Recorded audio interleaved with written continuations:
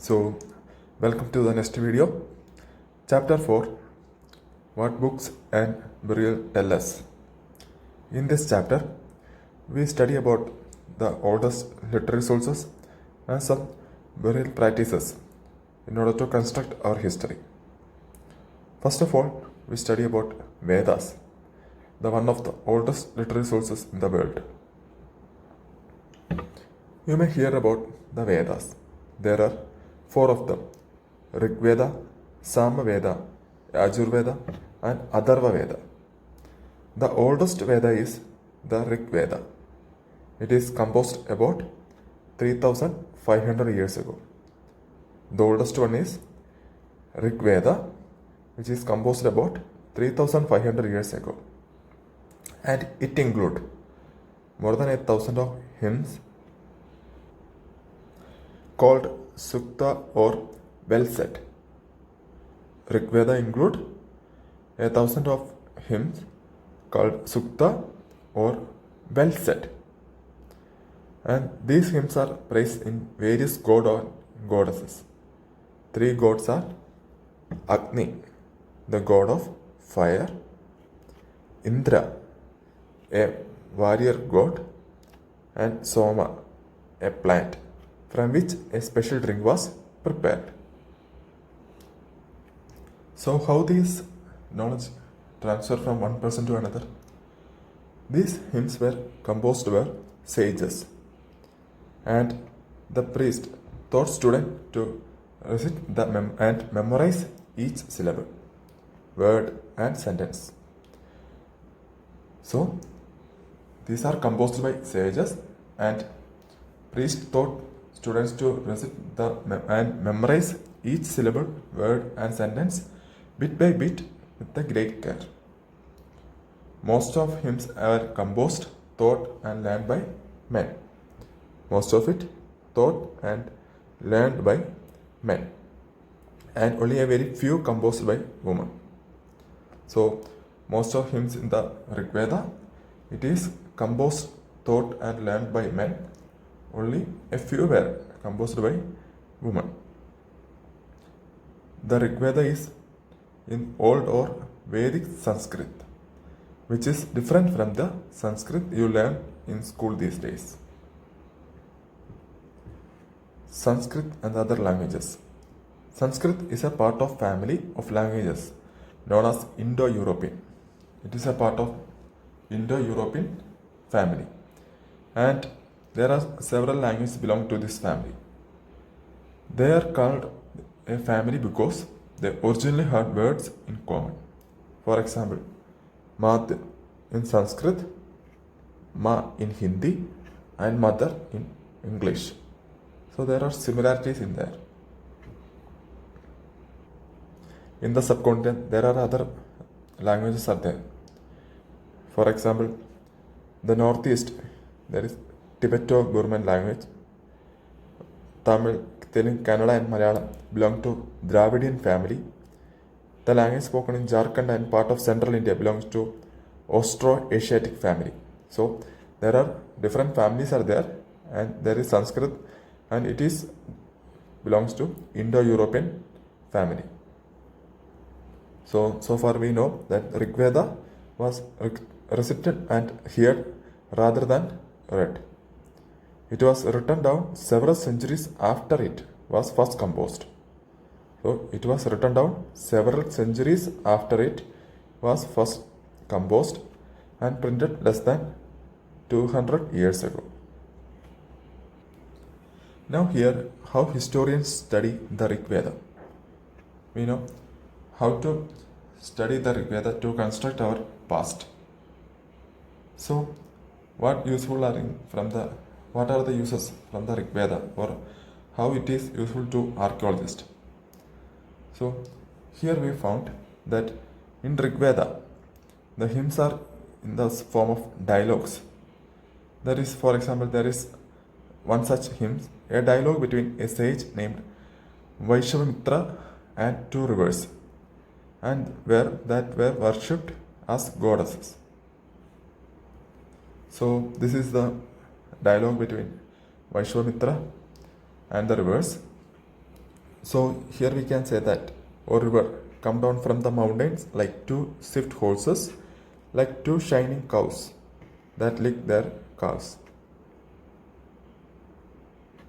And there is the river's reply.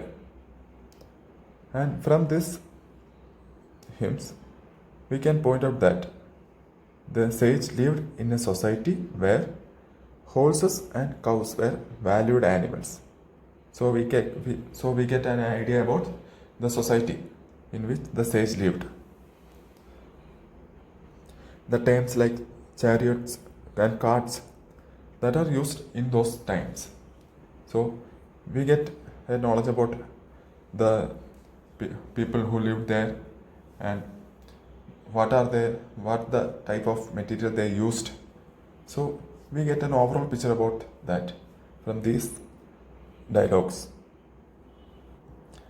This is a page from a manuscript of the Rig Veda, and this manuscript of Rig Veda on a birch bark was found in Kashmir about 150 years ago. It is on birch bark, written on birch bark. It was used to prepare one of the earliest printed texts of Rig Veda as well as English translation. It is now preserved in the library, Pune, Maharashtra. So if you want to see it, go that library in Pune, Maharashtra. You can see it. So, cattle, horses and chariot. There are many prayers in the Rig Veda for cattle, children, especially sons, and horses. So, from these prayers, we know that there is an important for cattle, children, and horses. Even the battle fought for capture cattle, for land, for water, and to capture people. So we know the chariot are used in battles, and it in case which is fought for to capture cattle. So in the battle they used chariot. After the battle, the wealth that was obtained was kept by leaders, and some was given to the priest and rest was distributed among the people.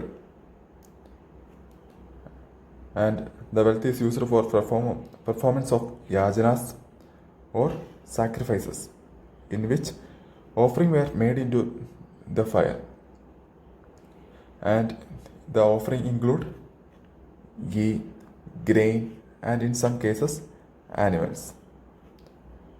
Most men took part in these wars. There was no regular army. In those times, the king or the leader, they don't maintain a regular army. We know that there is no regular army and no standing armies maintained there. For war, tribal units were mustered. In case for war, the tribal units were mustered. And there were assemblies where people met and discussed matters of war and peace. They also chose leaders who were often brave and skillful warriors.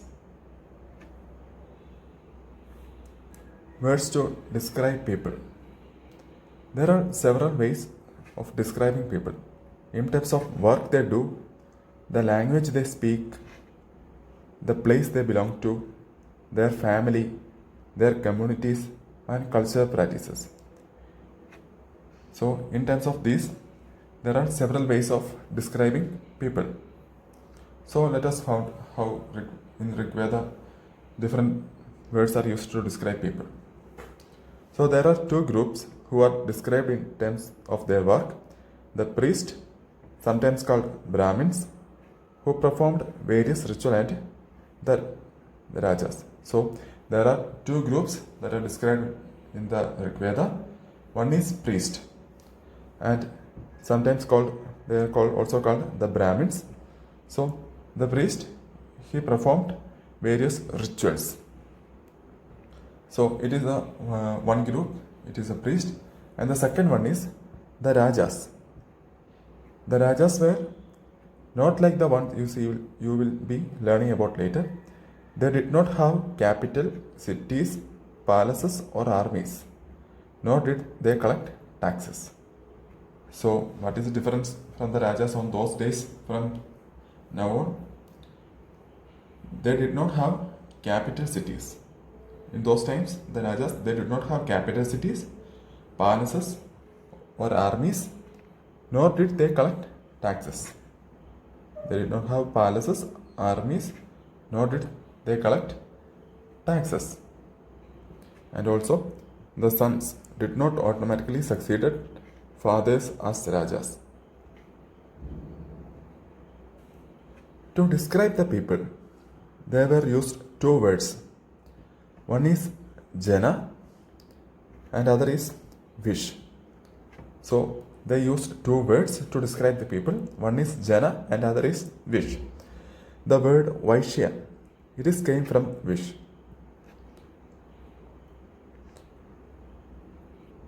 There is several Vish or Jana are mentioned by name. Purujana or Vish, the Bharat Jana or Vish, like that. And also Aryas and the people who composed the hymns describe themselves as Aryas. Who is Aryas? The Aryas, the people who composed the hymns, that is the hymns of Rigveda, they describe themselves as Aryas, and there are other people, that is their opponent, the opponent of Aryas, they called them Dasas or Dasyu, which mean slave. The Dasa came to mean slave. So the people who composed the hymns described themselves as Aryas, and their opponent, which is Dasas or Dasyu, which means slave. The opposite people, the opponent of Aryas, they call them Dasas or Dasyus. Its meaning is slave. Rigveda was being composed in the northwest of the subcontinent. Where is Rigveda is composed? It is on northwest of the subcontinent. The Rigveda is composed. Now we study about another thing, that is the megalith. It is one of the burial practices in the old times. So megalith is the we can see a picture. So in this picture we see about a type of megalith. So it is one burial thing to bury the dead people, and around it there are stones. See, around it there is stone boulders. So these stone boulders are known as megaliths, and these are carefully arranged by people and were used to mark burial sites. What are they used? They used to mark burial sites, and it is carefully arranged by people. And this practice is began about 3000 years ago. This practice are used or began about 3000 years ago and prevalent throughout the Deccan, South India, in the Northeast and Kashmir. So in which places are they were prevalent? It is in Deccan, South India and the Northeast and Kashmir. We know the Rigveda, it is developed and composed in the northwest of the subcontinent, and the megalith, it is prevalent throughout the Deccan, South India and the Northeast and Kashmir. So it shows, this picture shows an importance of megalith sites and what is common. So here we can see the arrangement of the stones, the pattern of it, and the archaeologists find a circle of stone boulders or a single large stone standing on the ground. And in these sites, the archaeologists found a circle of stone boulders or a single of large stone standing on the ground. And there is some megalith can be seen on the surface. The other megalith burial are often underground. Can you see a hole in here? It is a porthole. We will know about it and what is the uses of it. So this type of megalith is known as cyst. Some cysts like the one shown here have portholes which could be used as an entrance.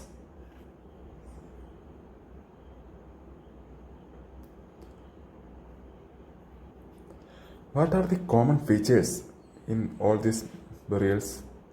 There are some common features which the dead were buried with distinctive pots which are called black and red ware, and also so they were buried with distinctive pots, and also we found tools and weapons of iron, and sometimes skeleton of horses, horse equipment, and ornaments of stone and gold. Here is a recall. Was iron used in the Harappan cities? No. And in here, in burials, we see the dead were buried with distinctive pots, which we call black and red ware, and we also found tools and weapons with them. The weapons of iron, especially not that it is weapons of iron we found in there, and sometimes the skeleton of horses, which means the horses are used there, horse equipment and ornaments of stones and gold. These are the examples of that. The iron equipment found from megalith burials. On left of the horse equipment, below axes, below a dagger. And also from this burial we can find about the social differences, which means that the finding from these burials suggests that there is some difference in status among the people who were buried. Some were rich and other poor, some chief, other follow. For this classification, we used the materials that are, or the things that are buried along with them. We find that they were buried with ornaments and stone beads like that. So analyzing that materials, we can find out some classification or social difference among them. And there are some burial spots mean for certain families. That is, some megaliths, it contain more than one skeleton, which indicate that it belongs to the same family.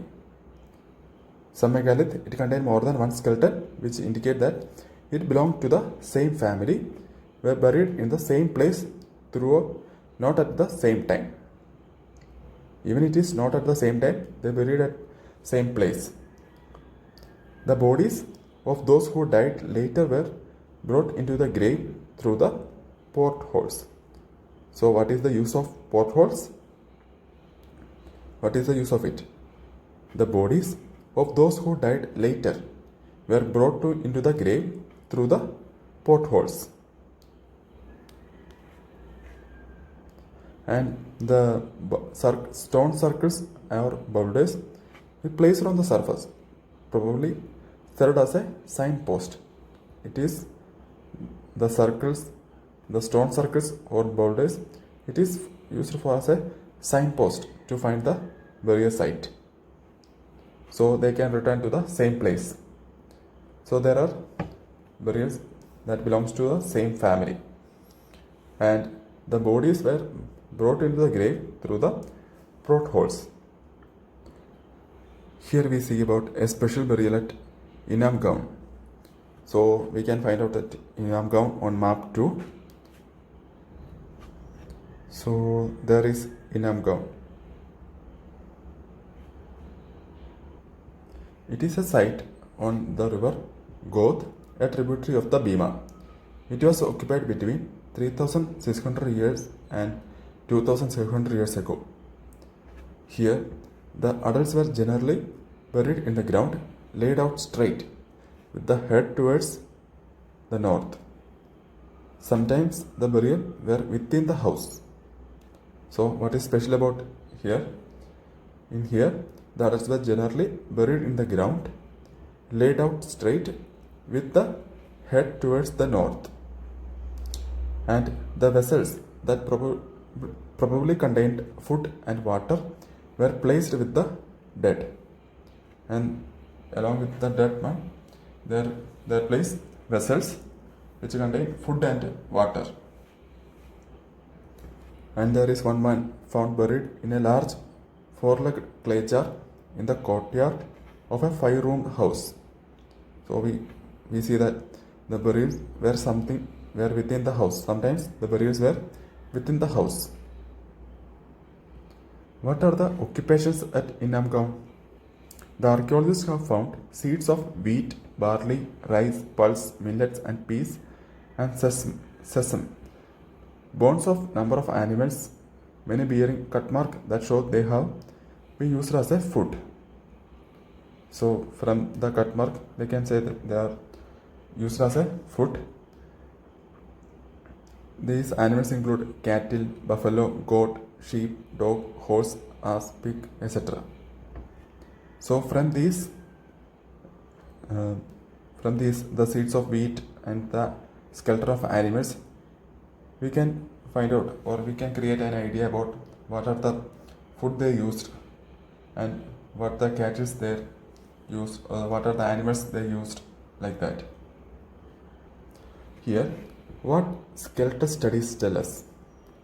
So, from studying the skeleton, how can we create a image, or what are the outcome of the studies? So, how we decide that a skeleton was that of a man or woman? Or sometimes people decide on the basis of what is found with the skeleton. Maybe it like ornaments or like that. But there is a problem, because often men also wore ornaments. That we cannot say that it is a woman because of we found ornaments with them. So a better way of figuring out sex of a skeleton is to look at the bone structure. The hip or the pelvic area of woman is generally larger to enable childbearing. So by analyzing the bone structure, we can figure out the sex of the skeleton. So at the last, there are some important dates.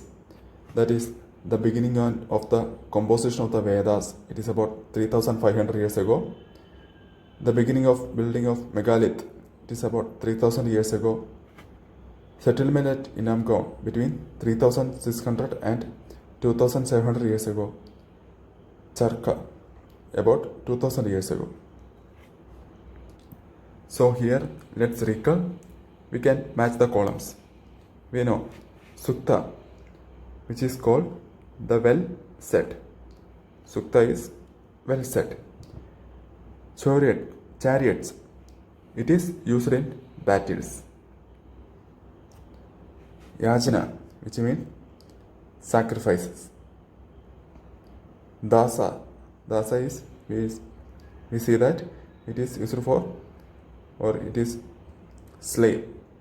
And megalith, stone boulders. So that's about today's class. If you found it useful to you, please subscribe to the channel for more educational videos like this. Thank you.